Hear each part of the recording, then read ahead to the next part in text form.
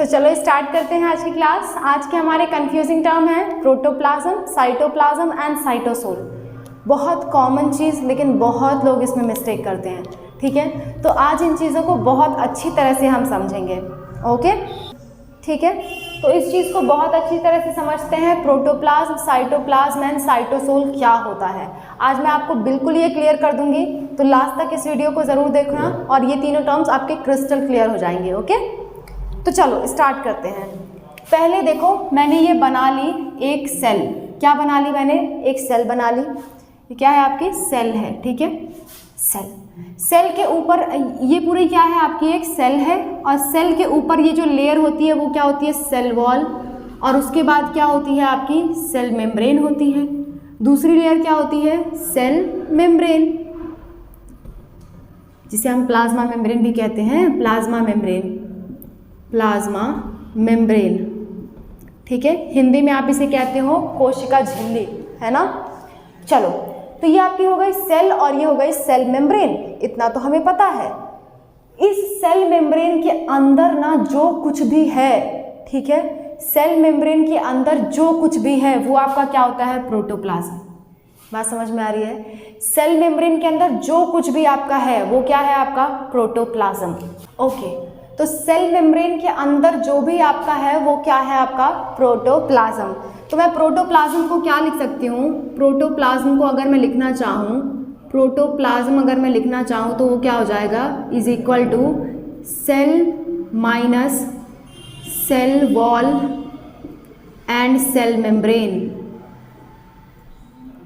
Cell में से cell wall और सेल मेम्ब्रेन हटा दें तो आपका क्या बचेगा? प्रोटोप्लाज्म। जाहिर सी बात है, सेल में से सेल वॉल और सेल मेम्ब्रेन हटा दें तो बीच का आपका क्या बचेगा? आपका प्रोटोप्लाज्म। बात समझ में आ रही है? बीच का क्या बचेगा? प्रोटोप्लाज्म। या साधारण भाषा में मैं कह दूं, इसके अंदर सेल के अंदर की जो सारी चीज़ें हैं, ये पूरी चीज़ें आपकी क्या आ जाएंगी? आपकी प्रोटोप्लाज्म हो जाएगी। बात समझ में आ रही है? ठीक है, अब बात करते हैं। देखो, सेल के अंदर हमें पता है और क्या क्या होता है। सेल के अंदर होता है न्यूक्लियस। क्या होता है? न्यूक्लियस। ये मान लो क्या है आपका? न्यूक्लियस। न्यूक्लियस है ये। ठीक है, अगर मैं सेल में से सेल वॉल और सेल मेम्ब्रेन हटाती थी तो क्या बन जाता था? प्रोटोप्लाज्म। अगर मैं उसमें से न्यूक्लियस भी हटा दूं तो आपका क्या बन जाएगा? साइटोप्लाज्म। वेरी इजी ना। साइटोप्लाज्म क्या होता है? साइटोप्लाज्म मतलब क्या होता है? Protoplasm, protoplasm minus nucleus. Nucleus को भी निकाल दो तो क्या बन जाएगा? आपका साइटोप्लाज्म। ठीक है, अब देखते हैं और देखते हैं। देखो, इसके अंदर कुछ क्या होते हैं? सेल ऑर्गेनल्स प्रेजेंट होते हैं। कई सारे क्या होते हैं? सेल ऑर्गेनल्स प्रेजेंट होते हैं। सेल ऑर्गेनल्स प्रेजेंट होते हैं। सीधी सी बात है, सेल ऑर्गेनल्स कई सारे प्रेजेंट होंगे।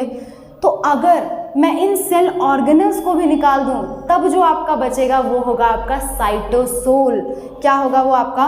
साइटोसोल। यानी कि साइटोसोल मतलब क्या होता है?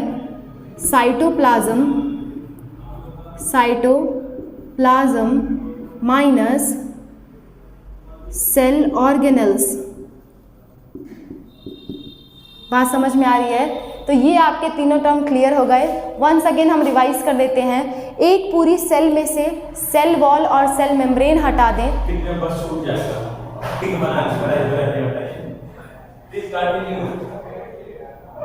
ओके, हाँ, एक सेल में से अगर हम सेल वॉल और सेल मेम्ब्रेन हटा दें तो आपका बचता है प्रोटोप्लाज्म।